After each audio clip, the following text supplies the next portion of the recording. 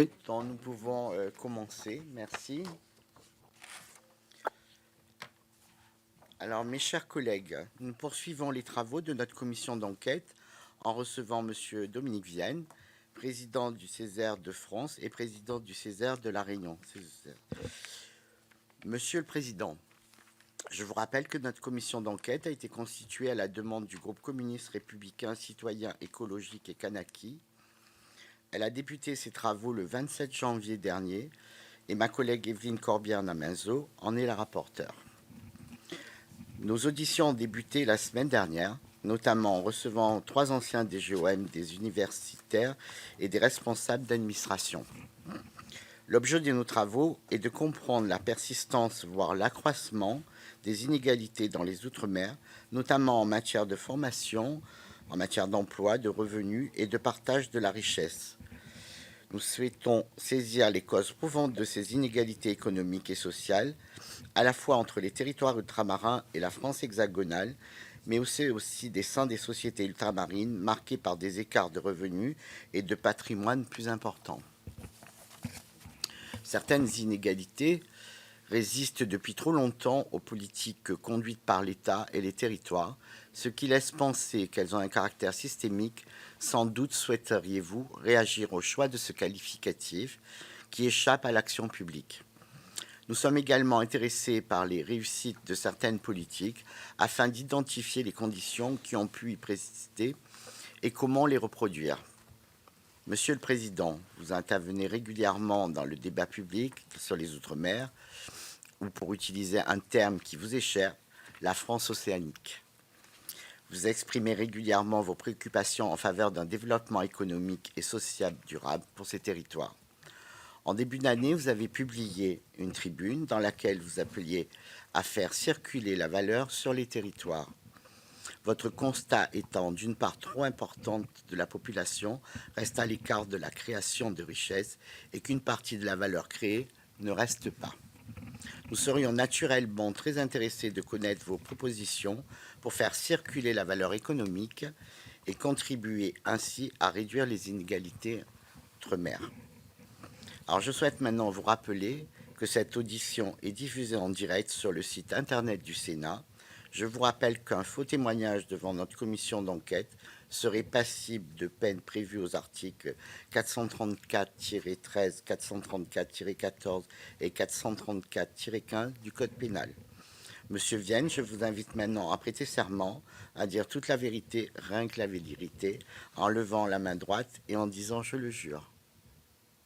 je le jure. Je vous remercie. Si vous voulez bien, monsieur, vous pourriez dans quelques minutes faire une brève présentation liminaire, après laquelle je céderai la parole à madame la rapporteure, puis à madame et messieurs les commissaires pour vous poser des questions. Nous vous écoutons. Bien, merci Madame la Présidente, Mesdames et Messieurs les sénateurs et sénatrices, chers tous qui êtes présents. Alors d'abord, vous avez effectivement, j'ai reçu des questions, donc je vais essayer de rester dans cette trame. Je partage l'idée que les inégalités que les territoires de la France océanique vivent n'est pas un simple retard de développement. Elles sont effectivement structurelles, car profondément inscrites dans l'architecture budgétaire, fiscale et administrative de notre République.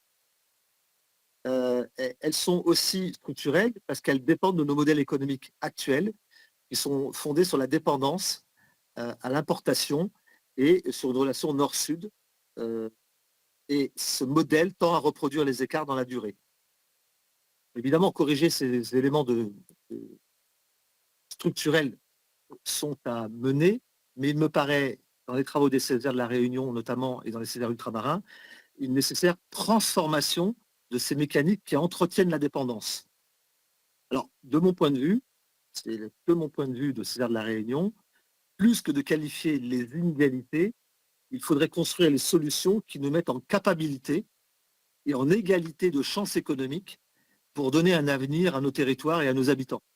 Donc je raisonnerais plutôt en capacité, qui est un terme cher à l'éducation des petits-enfants, hein, on développe leur capacité et non pas leur dépendance, ni affective, ni matérielle à leurs parents. Donc j'ose ce parallèle parce que j'ai le bonheur d'être le père d'un petit garçon et tous les jours il m'oblige à exercer mon rôle d'hommes et d'adultes.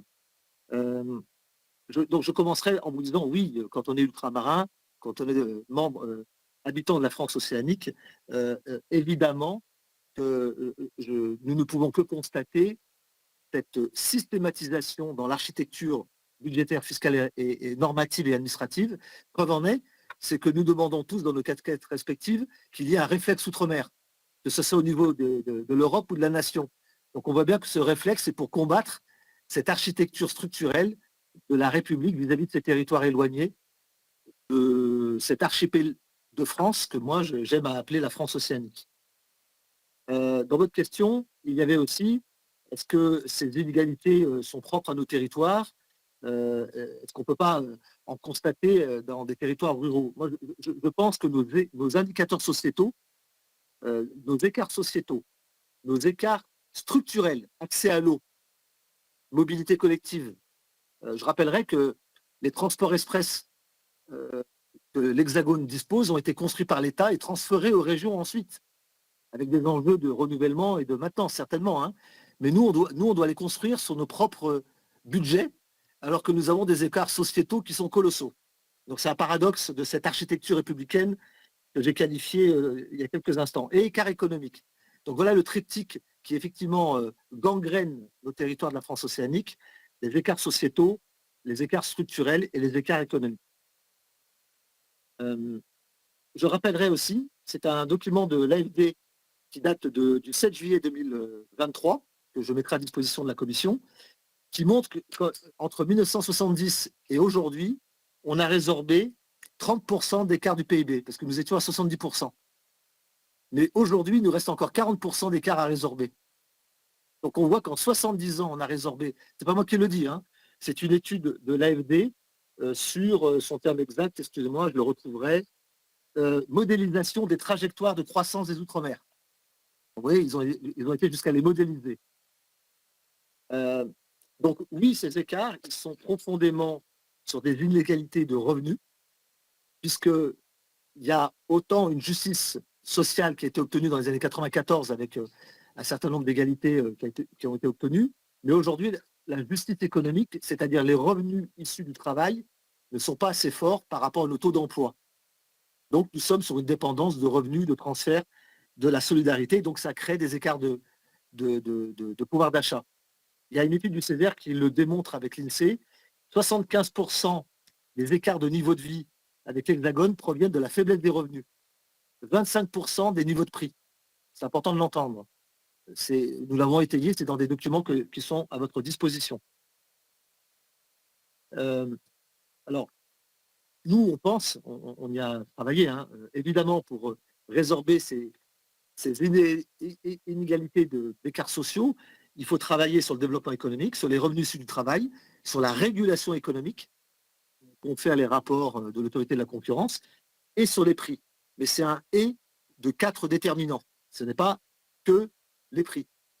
Parce que pour nous, Césaire de la Réunion, on va travailler sur 25% du problème, et il reste 75%. Vous m'avez posé la question, est-ce que la persistance de ces écarts interrogerait l'efficacité des politiques publiques? Alors là, à ce stade, moi, je suis entrepreneur dans l'économie réelle, hein, je suis patron de PME, et parce que j'aime mon territoire et j'aime la France, je me suis engagé comme vous, dans des mandats politiques, moi dans un mandat économique. Hein, je suis membre d'un syndicat patronal qui s'appelle la CPME, et à ce titre, j'ai été désigné au Césaire. Je lis malgré tout les rapports de la Cour des comptes sur le budget outre-mer. Et ce rapport de la Cour des comptes dit chaque année qu'il y a 123 ou 120, je n'ai pas le nombre exact de lignes, qui peuvent démontrer qu'il y a un problème de coordination des politiques publiques concernant l'outre-mer. Ce n'est pas moi qui le dis, c'est la Cour des comptes. Il y a un enjeu de transversalité, et ce même rapport de la Cour des comptes dit que les budgets d'outre-mer ne se sont pas alignés sur le document issu du livre bleu outre-mer et sur les contrats de convergence. Donc d'un côté, il y a des documents qui s'appellent contrats de convergence, et de l'autre côté, il y a des budgets, des lignes budgétaires au niveau de la Direction générale des Outre-mer. Donc nous pensons, et nous l'avons écrit, qu'il faut, pour passer dans une forme d'efficience des politiques publiques concernant les territoires de la France océanique, mettre en œuvre une approche intégrée intégrée des politiques publiques qui renvoie à une revisite de la gouvernance de l'État central, de l'État déconcentré et de l'État décentralisé. Par État décentralisé, j'entends les collectivités, et enfin l'évaluation des politiques publiques. Ce triptyque approche intégrée de toutes ces politiques qui sont nombreuses et des lignes budgétaires qui vont en face, avec une gouvernance revisitée des 3 étages, État central, État déconcentré, État décentralisé, et des enjeux d'évaluation des politiques publiques, nous paraissent être la révolution à poser pour renforcer l'efficacité des politiques publiques en Outre-mer ou dans la France océanique. Le César de la Réunion a contribué au moment de la loi 3DS sur la différenciation territoriale, donc on a documenté ce propos, et nous avons contribué au moment du CIOM. Donc ces éléments sont, mesdames et messieurs les sénateurs et sénatrices, sont disponibles, c'est plus largement documenté.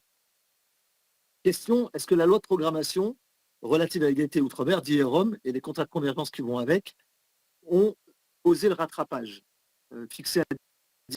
Je vous informe que nous allons sortir un rapport fin avril où nous avons repris tous les indicateurs du contrat de convergence et du plan de convergence. Je vous renvoie à un rapport de la Cour des comptes de 2024 qui analyse la comitologie dans tous les territoires, dans tous les DROM. Et je vais vous parler de la Réunion. Donc il était posé qu'il y ait une réunion par an entre le préfet, l'exécutif régional et le président du département, et une réunion par an entre les DGS concernés et le SGAR. Sur 5 réunions, parce qu'on avait une par an, il y en a eu une seule entre le préfet et les exécutifs, et 0 entre les DGS et les SGAR. Donc cela peut montrer que la comitologie pour piloter les PCT ne sont pas au rendez-vous. Et donc, avant de vous répondre sur le fond, je vous réponds que la comitologie qui concourt à créer une coordination entre l'État central, déconcentré et décentralisé, n'est pas au rendez-vous. C'est pas moi qui le dis, c'est le rapport de la Cour des comptes, hein, pas de la Chambre régionale, hein, de la Cour des comptes. Et du coup, nous, on vient de terminer une analyse que je ne peux pas vous partager parce que ce n'est pas validé par mon assemblée. Quels étaient les indicateurs au moment de la signature de ces contrats de convergence? Et je me suis aperçu, je n'étais pas vigilant à l'époque, qu'il n'y a pas d'objectif qui avait été fixé. Donc on s'est permis de regarder quand même les indicateurs à date, entre ceux au moment de la signature qui étaient dans le contrat de convergence et ceux à date. Je reconnais dans l'assistance, Madame Corbière aussi, il y a des indicateurs qui concernent la maltraitance, qui concernent l'alcoolisme, et hélas, 5 ans après, ils se sont aggravés. Donc vous verrez, il y a beaucoup de rouge dans les indicateurs. Donc c'est factuel, hein, ce sont les mêmes indicateurs qui ont été documentés au moment de la signature, et 5 ans plus tard, il y a beaucoup de rouge. Il y a du vert, il ne faut pas ne pas voir la réalité, mais il y a beaucoup, beaucoup de rouge. Ça va renvoyer à des enjeux de est-ce que les moyens étaient suffisants? Je vous dévoile légèrement que le Césaire vous dira non. Et est-ce que la comitologie et la collaboration a existé? Ce n'est pas moi qui le dis, c'est la Cour des comptes, non. Dans le monde de l'entreprise, on appelle ça, on ne peut avoir qu'un résultat hasardeux hein, quand on pilote l'entreprise. Je ne sais pas s'il est partagé dans la chose publique. De notre point de vue, le fait que ce n'est pas mis en dynamique et en évaluation, mesdames et messieurs, nous disons que cela a une double contrainte qui se pose sur les Outre-mer et sur la Réunion. La première contrainte, c'est que ça invisibilise nos besoins structurels dans les arbitrages nationaux. Ça nous invisibilise. Quand on parle de nous, c'est au moment des PLF. Et surtout, ça nous empêche de rendre compte l'usage et la pertinence des éléments de différenciation que nous avons, notamment dans la LODEOM. Fiscalité, TVA réduite, taux de charge différents. Donc, cette absence de pilotage partagé, cette absence de transversalité, cette absence d'évaluation crée une double contrainte, c'est qu'après, nous n'avons plus capacité à légitimer nos besoins budgétaires. Voilà ce que nous pensons sur ce point de vue au César de la Réunion. Il y a une question que vous avez posée, c'est malgré tout, on voit qu'il y a une constance dans les indicateurs que nous partageons. Donc là aussi, je vous renvoie à un document qui est très bien fait, je le montre à l'écran, qui a 1 an, qui a été fait par la Banque des Territoires et la SCP, analyse les trajectoires de chaque territoire d'outre-mer et qui pose comme 4 solutions. C'est pas moi, hein, c'est la Banque des territoires. Les 4 réponses, c'est donner aux exécutifs ultramarins la capacité qu'ils puissent faire leur choix pour définir leur stratégie, de porter une stratégie entre l'exécutif ultramarin et l'État-nation, de passer une approche solutionnelle à une approche euh, intégrée. Enfin, je vous laisserai lire. Donc je pense que les réponses, pour passer de la situation à laquelle nous sommes à la réponse projetée, vous l'avez mis dans vos questions, ça a été suffisamment documenté. Il nous semble que nous avons, nous, comme moyen de passer à un moment, au moment où il y a une nouvelle loi de décentralisation qui se dessine, elle va jusqu'au bout, de fonder un nouveau pacte territorial qui permettrait à une boucle locale où il y aura un rapport de l'État déconcentré, le préfet de région, les collectivités territoriales, avec un rapport de la collectivité régionale notamment, une analyse de la CRC et du Césaire, parce que ça ne vous a pas échappé, mais la commission mixte paritaire, dans le cadre de la loi de simplification, 7 sénateurs, 7 députés ont voté la suppression des Césaires. Donc je ne vous cacherai pas, mesdames et messieurs, que nous sommes en difficulté, nous sommes dans un combat pour justifier la pertinence de notre existence et éventuellement la nécessité de nous moderniser, parce que nous demandons à être modernisés. Mais dans ce nouveau pacte territorial, nous pensons, parce qu'il y a une question qui relève de la démocratie participative, nous avons toute notre place dès lors où nous donnons au territoire leur capacité d'exercer des responsabilités. Nous pensons qu'à côté des élus, qui ont la légitimité de l'élection, il faut la société civile organisée, ce sont les corps intermédiaires, ce qu'on appelle la démocratie sociale. Et donc cette boucle territoriale, alors désolé, je ne peux pas vous faire des propositions, des projections PowerPoint, mais elle a pour vocation à, à, à faire exercer en CTAP un rapport d'évaluation de l'État, de l'exécutif, et conformément à la loi NOTRe, il y a un article qui s'appelle, excusez-moi, je vais très vite pour essayer de vous dire plein de choses, l'article 42-21-1 du CGCT loi NOTRe, qui donne la possibilité aux exécutifs régionaux de demander à l'État, au gouvernement de mémoire et aux assemblées, des dérogations pour pouvoir mieux exercer leurs compétences. Et nous estimons que cette boucle-là pourrait être faite au sein du SIOM. Nous demandons qu'une commission nationale d'évaluation des politiques publiques en Outre-mer soit réinstallée. Elle s'appelait la CNEPOM. Je pense que des personnes autour de cette salle la connaissaient. Pour qu'il y ait une boucle d'amélioration continue entre ce qui a été décidé au niveau de l'État-nation, ce qui est exercé au niveau de la région et de ce qui a comme impact. Et donc, ça donnerait un nouveau pacte territorial de l'action publique. Vous m'avez posé la question, quelle réforme prioritaire faudrait-il faire pour réformer les inégalités systémiques? Que nous préférons dire inégalités structurelles. C'est plutôt d'investir, je dirais, nous allons perdre l'État-nation et les territoires de la France océanique, on va perdre par notre jeunesse. Il faut réinvestir dans l'éducation populaire et dans la jeunesse. C'est notre trésor d'aujourd'hui, de demain et d'après-demain. Donc les politiques publiques, éducation populaire et éducation tout court, doivent être le plan pour bâtir l'avenir de nos territoires. Et le deuxième, c'est le taux d'emploi. Pas le taux de chômage, le taux d'emploi. 48-50%, l'État-nation 70%, l'Hexagone, d'avoir une ambition collective que ce taux d'emploi soit amélioré.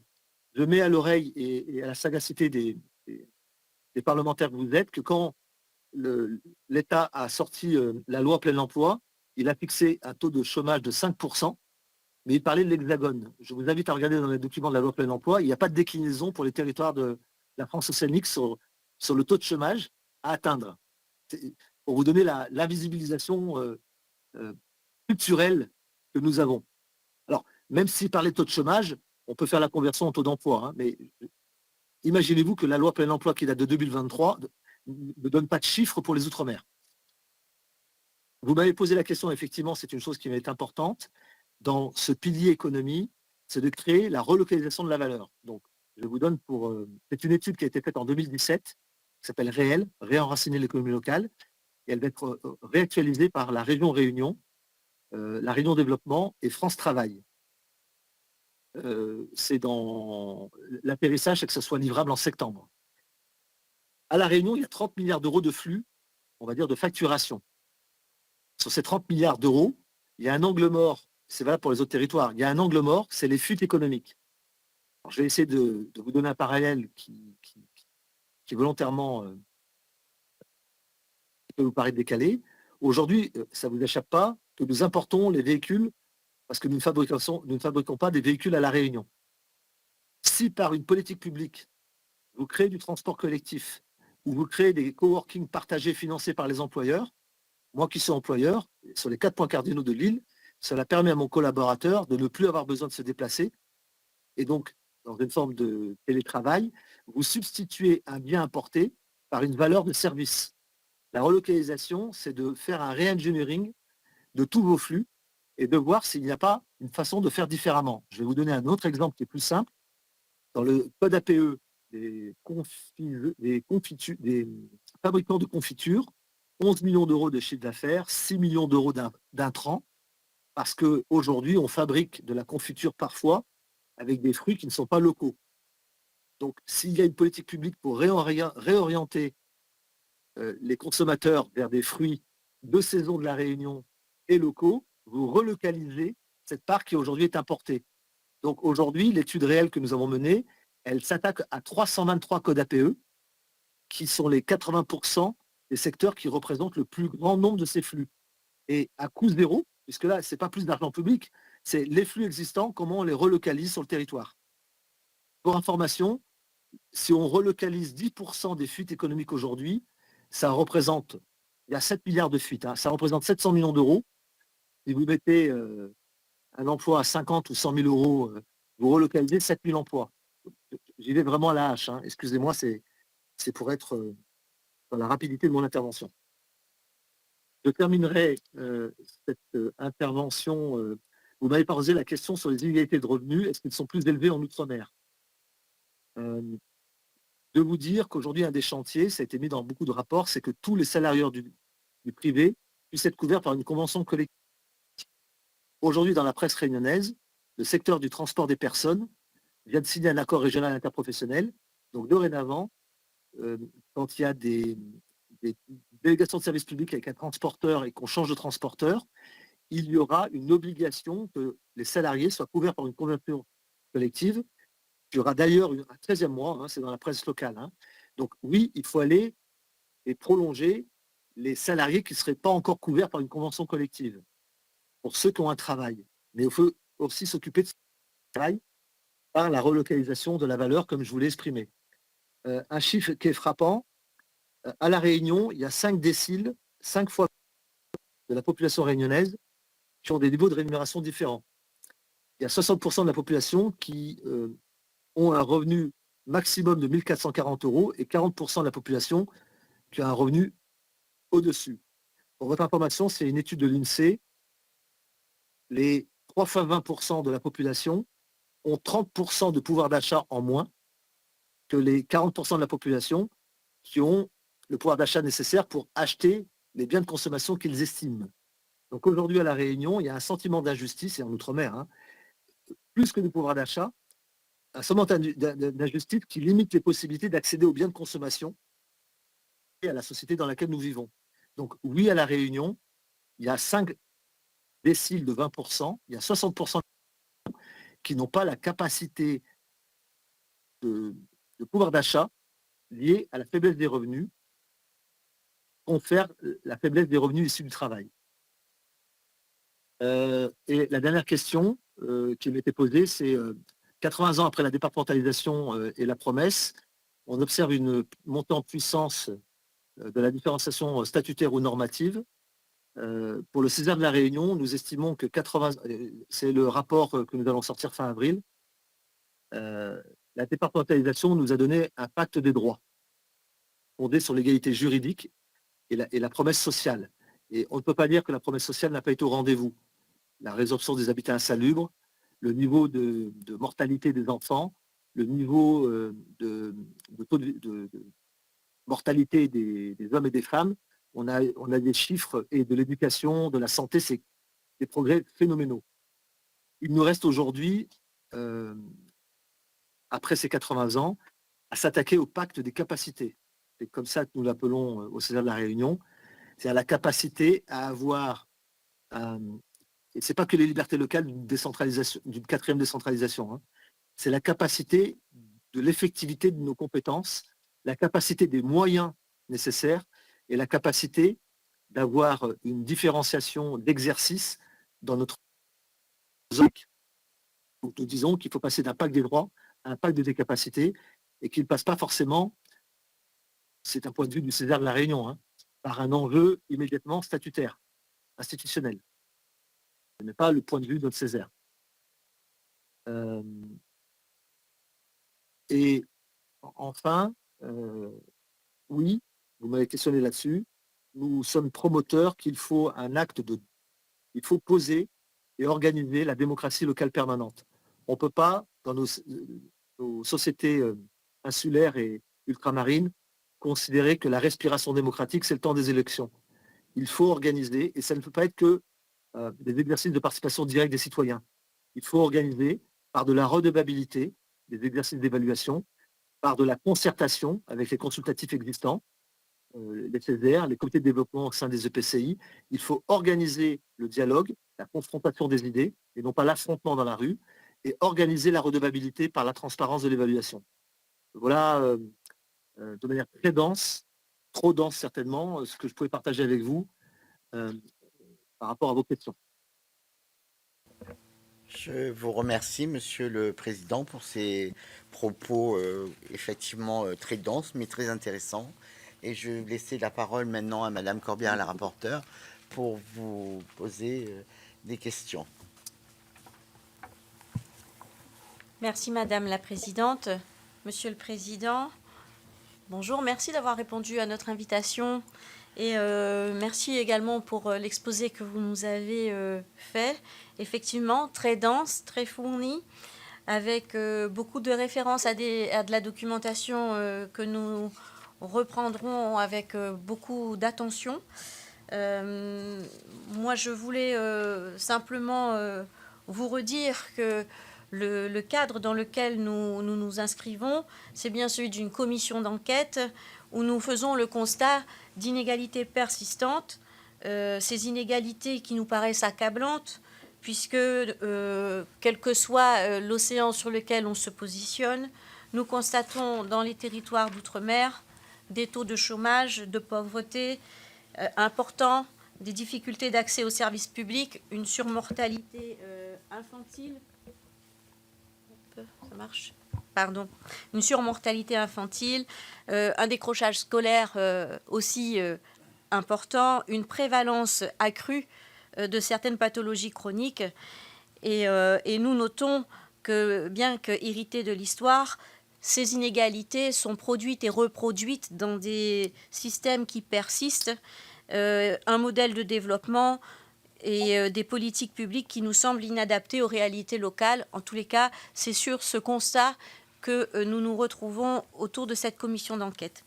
Je vous remercie pour les mots que vous avez eus par rapport à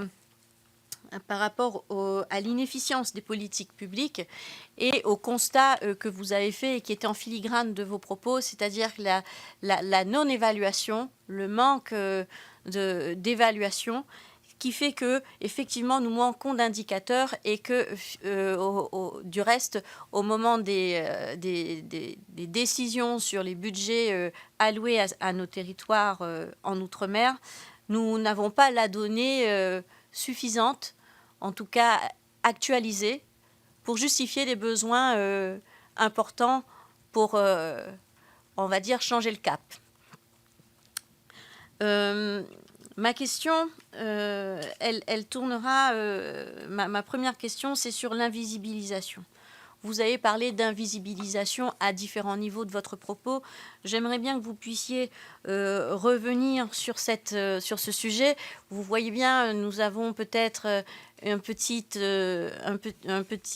distinction à avoir, vous et moi, sur le terme systémique ou structurel, mais en tous les cas, nous pouvons nous accorder sur cette invisibilisation, volontaire ou pas, en tous les cas en l'absence d'évaluation, elle est évidente. Donc j'aimerais bien que vous puissiez détailler vos propos à ce sujet. Et puis, est-ce que vous pourriez être plus précis sur votre proposition d'une approche intégrée des politiques publiques? Concrètement, qu'est-ce qu'il faudrait mettre en place pour que ça soit véritablement intégré? Je pense que vous avez déjà des idées à ce sujet-là. Oui. Je vais m'en tenir à là, écouter vos réponses et je pense que d'autres collègues reviendront au fil de la discussion sur des éléments que vous avez évoqués. Merci. Donc, merci Madame la sénatrice. Oui, par invisibilisation, je vous en donne une qui date de hier. Il y a la médiation des entreprises qui a publié une statistique sur les réseaux sociaux avec un constat alarmant qui est le nombre de défaillances des entreprises, et je cite, en France, et on y voit l'Hexagone et la Corse.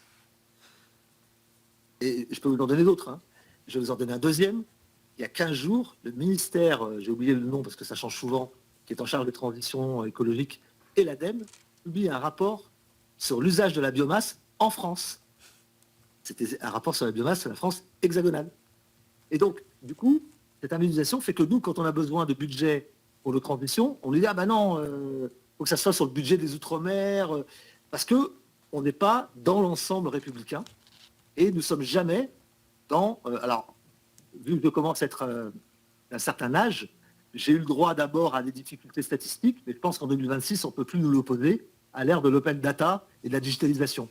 Donc, c'est une invisibilisation statistique. Donc, c'est la double peine. On n'est pas dans les comptes et ensuite, on n'est pas dans les finances. Donc, voilà ce que j'entends par invisibilisation. Et les témoignages... Pour votre information, c'est ma marotte sur les réseaux sociaux. Dès que j'en repère une, je fais un commentaire. Ça m'occupe. Et pour anecdote, les organismes concernés n'ont pas le début du commencement d'une quelconque regret, parce que je n'ai aucun commentaire pour expliquer, justifier cet écart. Donc, vous voyez ça. En plus, les avis ne comptent pas. Intégrer. Je prends le cas, mais j'essaye d'être... Globalement... l'État-nation a, avec ses ministères déconcentrés, il y a 11 politiques de la jeunesse qui s'appliquent à la Réunion par des ministères autres. Approche intégrée, c'est qu'il y aurait, dans le cadre d'une collaboration, nous, Madame Corbière, vous savez bien, enfin nous, on dit 10 fois, 20 fois, on est des militants de la CTAP. Pas parce que la CTAP incarne l'alpha et l'oméga, parce que c'est une instance prévue par la loi où il y a les gens qu'il faut, qui pourraient se réunir, département, région, EPCI. Nous, à La Réunion, la dernière fois qu'elle s'est réunie, c'est en novembre 2022. Alors, c'est un regret que nous posons. Ce n'est pas la faute à l'État. C'est notre responsabilité de nous réunir pour poser des constats communs, des divergences d'analyse, mais à un moment donné, puisque nous avons tous à cœur de défendre ce beau territoire, on pourrait faire émerger des consensus vis-à-vis de l'État déconcentré ou de l'État-nation. Et là, nous pourrions poser des architectures de politique intégrée, parce qu'on ne pourra pas l'exiger des ministères concernés. C'est là où nous disons, s'il n'y a pas cette intelligence territoriale, il n'y aura pas cette agrégation des politiques publiques qui se déverse sur le territoire. C'est ça, politique intégrée. Donc si je prends la jeunesse, passer de 11 à 1. Et non pas... Parce qu'en plus, quand on multiplie les politiques, imaginez-vous, on multiplie les organismes qui doivent les surveiller, on multiplie les nombres de collaborateurs qui doivent y contribuer. Au moment où on dit qu'il faut une efficience, ça donnerait peut-être plus de moyens sur l'action que sur la structure pour piloter tout ça. Je me rappelle de l'intégrer, je me rappelle de invisibiliser, Madame la sénatrice. Je ne me souviens pas s'il y avait un troisième point, et je m'en excuse. Non, c'est tout. C'est bon ? C'est bon. Il y a d'autres questions ? Il y a des questions ?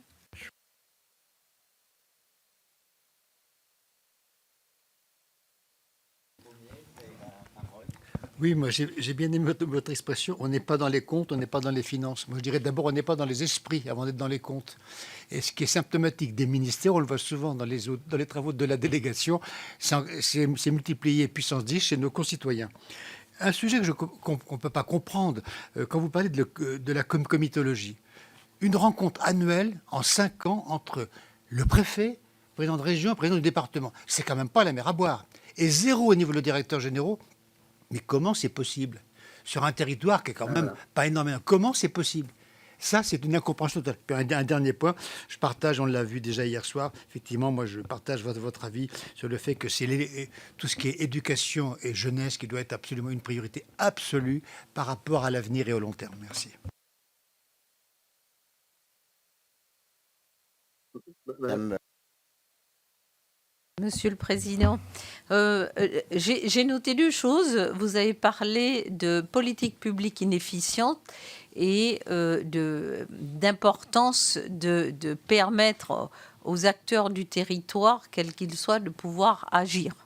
Et cela amène à des réflexions qui sont beaucoup plus larges et qui vont dans le domaine de l'institutionnel. Pensez-vous qu'une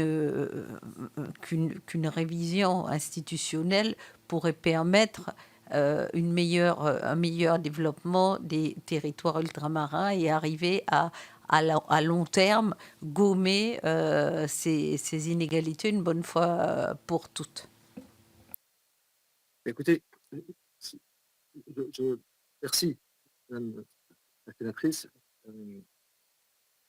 Parce que il y avait une question qui m'était posée, est-ce que le développement économique des territoires nécessite un système éducatif et de formation professionnelle efficace et cohérent avec les besoins du marché? Donc, je vais vous répondre à travers cette question à laquelle je n'avais pas répondu. Mais, encore une fois, c'est la vision du CIR de la Réunion et de ses forces sociales et économiques et associatives. On est contributeur je pense que personne n'est en décalage sur le sentiment.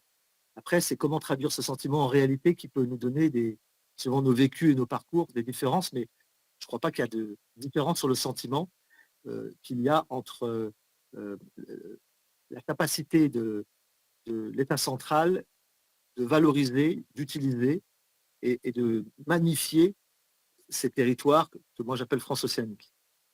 Je vous donne un exemple, Madame la sénatrice, qui ne relève pas du statut, qui ne relève pas de l'article 73 ou pas. Le législateur, vous avez permis que les territoires, j'ai oublié si c'est la loi NOTRe, soient constitués de CREFOP, Comité régional emploi, formation et orientation professionnelle. Il y a des régions hexagonales, puisque j'ai la chance de présider les CNR de France, je vais voir ce qu'ils font des CREFOP. C'est un espace de quadripartisme, État, région, syndicats de salariés, syndicats patronaux. Et c'est ça, et cette instance-là, elle travaille sur qu'est-ce que nous avons besoin en formation initiale, en formation continue, en orientation, en métier en tension, et quelles que soient les raisons, je vous invite à vérifier, cette instance, depuis 10 ans, elle fonctionne peu, mal. Alors vous allez me dire, encore faut-il après que cette instance, elle fonctionnerait bien, il faudrait qu'il y ait des dotations financières, certainement, mais on a des marges de progression la question qu'on peut se poser, c'est est-ce qu'on était au bout des possibilités que nous avions? Voilà, pour vous répondre autrement. Est-ce que nous en avons des possibilités? Est-ce qu'on a été jusqu'au bout? Je ne sais pas si l'article 73, alinéa 5, pour parler précisément, a un lien direct avec la capacité du quadripartisme État, région, partenaires sociaux, d'être dans le concret, au quotidien, annuellement, avec des actions concertées pour que les choses changent. Voilà. C'est des questions qu'on se pose. Pardon d'être pragmatique. C'est des questions qu'on se pose parce que l'économie réelle, puisque Madame la sénatrice m'a cité dans une tribune que j'ai faite, l'économie réelle, elle est dans le besoin d'un coiffeur, le besoin d'un fleuriste, le besoin d'une entreprise de terrassement, le besoin d'un jeune marmaille qui se pose des questions sur son orientation. Voilà, c'est des questions que je me pose, Madame la sénatrice. merci. Monsieur Hakim Enouli, je pense, avait une question aussi à poser. Oui, merci Madame la Présidente. Merci pour vos éclairages. Alors moi, je voudrais relever une chose. Vous avez parlé effectivement du dispositif Réforme, et vous avez expliqué effectivement que le fait qu'il y ait la région, l'État, les syndicats patronaux et les syndicats salariés, et donc que on n'avait pas analysé. La question que je vais vous poser, parce qu'on parle aussi des Césaires, et effectivement des conseils économiques, sociaux et environnementaux, qui de facto associe les forces vives de la nation au débat, aux échanges. Et d'ailleurs, la question se pose. Donc, est-ce que vous ne pensez pas qu'il y a un problème d'évaluation et qu'on passe d'un dispositif à un autre sans avoir évalué, parce qu'il y a des choses qui fonctionnent mais qui ont besoin de plus de temps? Et est-ce que les modèles d'évaluation sont pertinents pour vous? Et est-ce que effectivement vous pensez qu'aujourd'hui, nous associons suffisamment les Césaires et le CESE notamment dans ce travail qu'on doit faire d'articulation, puisque nous-mêmes, nous utilisons vos recommandations parfois pour faire évoluer. Donc, est-ce que ce travail vous paraît pertinent? Et est-ce que vous ne pensez pas qu'il y a un manque d'évaluation, justement, de l'action publique avant de passer, de faire un peu du zapping comme on fait, de penser que ça ne fonctionne pas, etc., au lieu de voir plus finement les choses? Et c'est ce que vous appelez l'économie réelle. En fait, c'est l'industrie régionale, et comment on développe l'industrie régionale, comment on crée de l'industrie régionale, comment on crée les conditions de l'industrie régionale, mais en même temps de la qualité de vie des gens, parce que vous savez que pour qu'il y ait industrie régionale et qu'il y ait des salariés, il faut qu'il y ait une qualité de vie, que les gens puissent aussi se déplacer, etc. Donc, est-ce que vous pensez que ce travail d'évaluation et de réflexion est bien mené, ou est-ce qu'on pourrait encore aller plus loin? Merci, Monsieur le sénateur. Merci de votre promotion, et il semble, par votre intervention, que vous avez côtoyé des Césaires. Alors, en Outre-mer, je parlais pour l'Outre-mer, hein, et parce qu'on partage tous les 2 mois, on se réunit entre collègues hexagonaux et ultramarins. En Hexagone, c'est pas mieux forcément, mais je vais parler de l'Outre-mer. Hein. L'évaluation, peut-être que c'est le système éducatif que nous avons eu, l'évaluation renvoie à jugement. Alors que dans le contrôle de gestion, dans le monde de l'entreprise, l'évaluation, c'est corriger, améliorer, renforcer. Et il y a un rapport à l'évaluation qui, aujourd'hui, est pratiqué par la CRC. Généralement, la CRC, quand elle fait des rapports, elle fait les rapports dans la légitimité de ses missions. Nous, monsieur le sénateur, la loi 3DS de 2017, je crois, la loi Notré, je ne sais pas comment vous la prononcez, a donné par son article 32 une mission contributive à l'évaluation des politiques publiques. Dans les 23 Césaires que je préside, seule la Bourgogne-Franche-Comté, la présidente, dont je n'ai pas le nom parce qu'elle vient d'être remplacée par un président, a créé un comité qui s'appelle le COSER, Comité de suivi et d'évaluation régionale, où l'institution régionale et son Césaire pratique et met en place des évaluations des politiques publiques. Je vous réponds en toute objectivité, c'est un angle mort.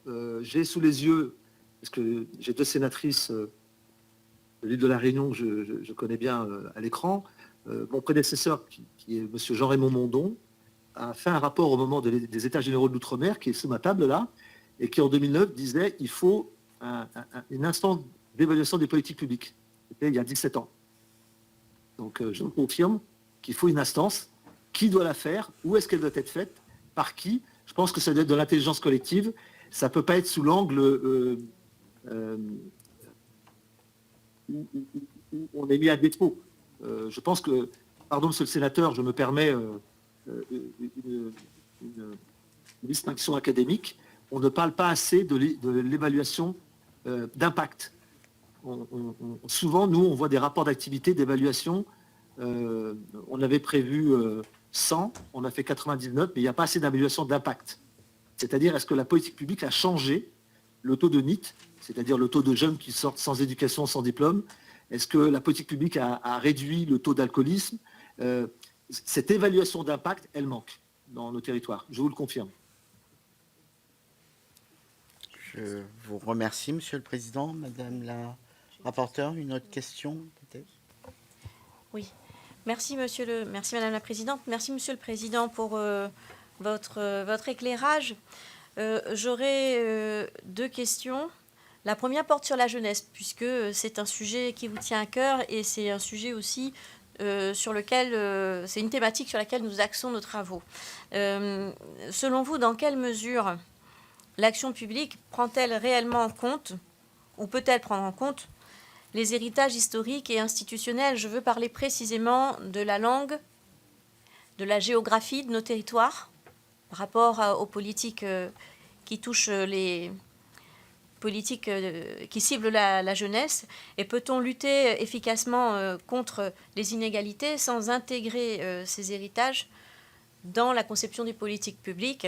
Vous voyez un peu où je veux en venir, mais je pense que c'est un sujet qui est à cheval en fait entre les travaux du Césaire et ceux du Conseil de la culture et de l'éducation et de l'environnement. Oui. Et ma deuxième question est la suivante.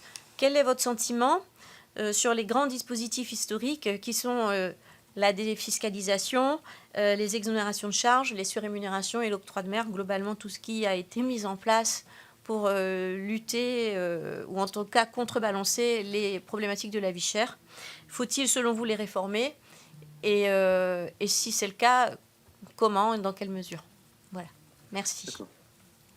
Merci Madame la sénatrice. Alors, je vais avoir une réponse précautionneuse parce que tout ce que j'ai fait depuis tout à l'heure, je vous ai répondu à partir de travaux du Césaire. Donc, j'ai pu y mettre une force, une conviction, parce que derrière moi, il y a des travaux. Là, je vais vous répondre parfois avec la légitimité de mon rôle de président depuis 7 ans, mais pas totalement issu de travaux. Oui, oui. Moi, je suis papa d'un petit garçon de 11 ans et demi. Il ne grandit pas avec l'éducation de la faune et de la flore réunionnaise. C'est ses parents qui doivent lui faire. Donc, est-ce que c'est un mal? Je pense que c'est une complétude. Il y a un problème. On ne peut pas avoir aujourd'hui, et des régions comme la Bretagne, que je prends souvent en exemple, arrivent à régionaliser, tout en étant dans l'État-nation, les enjeux de transmission, de culture et d'identité. D'accord? Donc, et c'est pas du séparatisme de le faire. D'accord?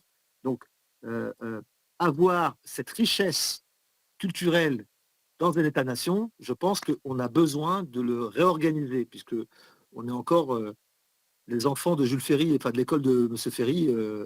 Donc, oui, il y a des marges de progression très fortes dans cette optimale entre notre identité culturelle et territoriale.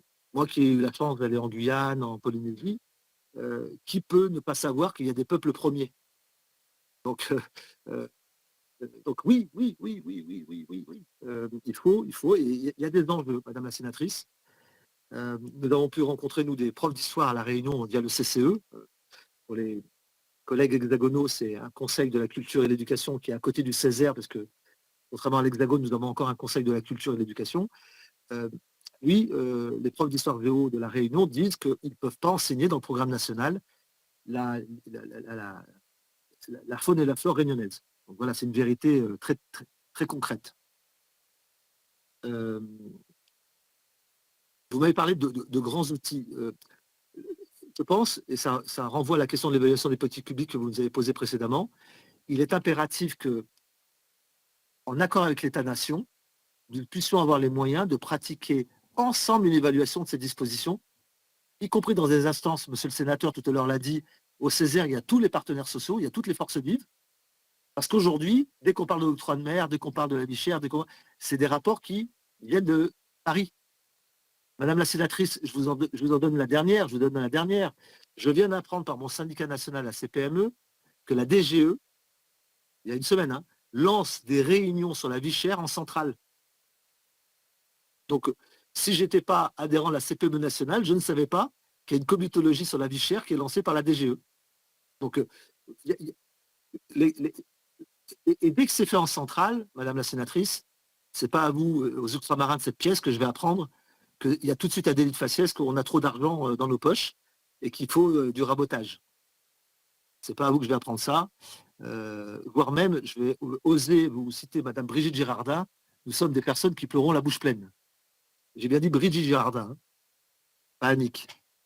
Quand elle est venue à La Réunion, pour ceux qui ne savent pas, c'est le propos du ministre des Outre-mer qui est venu à La Réunion. Moi, je pense que la transparence et la redevabilité qu'on doit au plus grand nombre, d'abord à l'État, parce que nous sommes dans une situation difficile, et aux concitoyens, c'est quel est l'impact de ces dispositifs. Mais il faut le faire dans des espaces consacrés, en territoire, avec de la capacité de diverger, de converger, et non pas dans des effets d'annonce où tout le monde y perd, où il y aurait des méchants et il y aurait des gentils. La situation réclame plus de sérieux. Vous avez parlé de vie chère, Madame la sénatrice. Il y a 2 personnes dont j'ai oublié le nom qui ont été mandatées par le président de la République sur un rapport qui parlerait de la vie chère. On ne sait pas où est ce rapport. Enfin, en tout cas, nous, on ne l'a pas vu.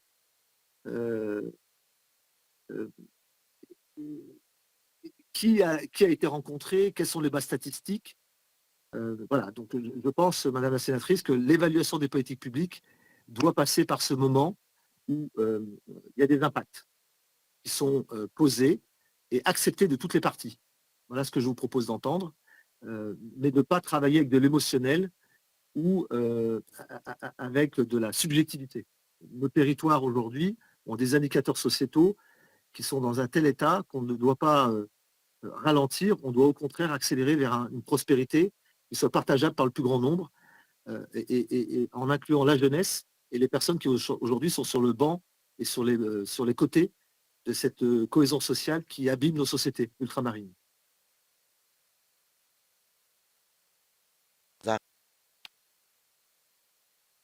Un parti.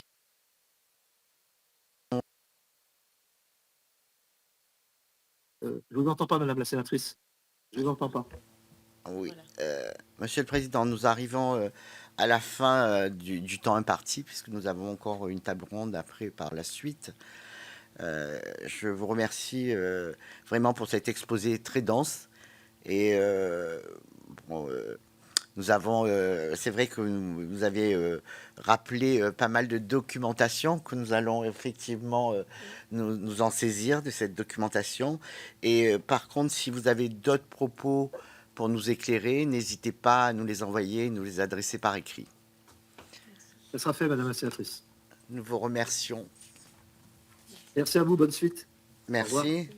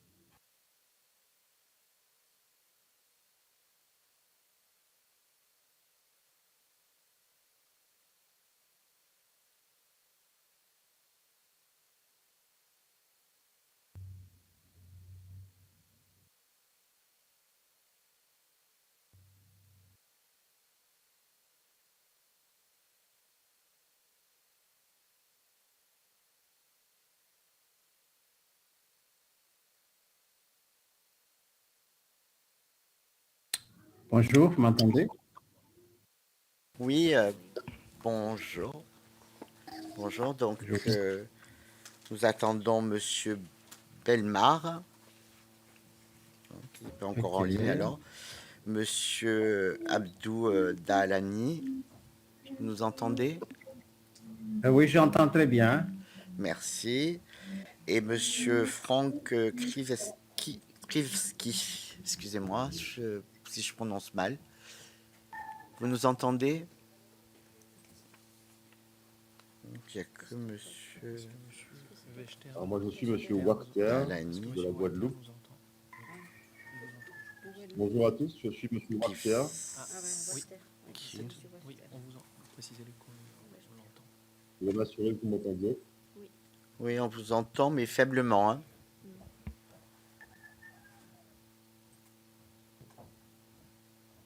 Je vais essayer de régler ça. C'est Monsieur. Est-ce que ça va mieux ici? Encore un petit peu plus fort si vous pouvez. Ils ne sont pas connectés encore. Je suis au maximum, je vais porter un casque Pour l'instant, il nous manque Monsieur Krivski et un micro. et Monsieur Belmar. Donc, il nous manque qui alors, Monsieur Krivski et Monsieur Belmar. Est-ce que vous m'entendez? Est-ce que vous m'entendez? monsieur Là, nous avons Monsieur Daalani et Monsieur Wachter. C'est Wachter. Daalani. Watcher. Alors, Wachter, si vous permettez, Wachter. Wachter. Wacht. Wachter.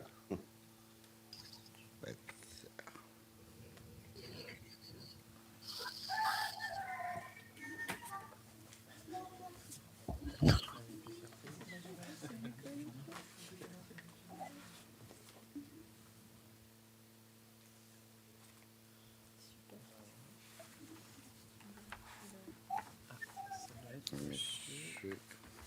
Monsieur.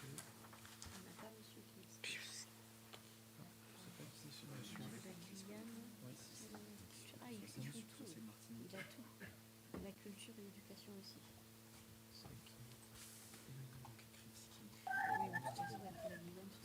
Monsieur, d'après le trombinoscope, ne semble pas être là. Il n'y a pas de ligne. Oui.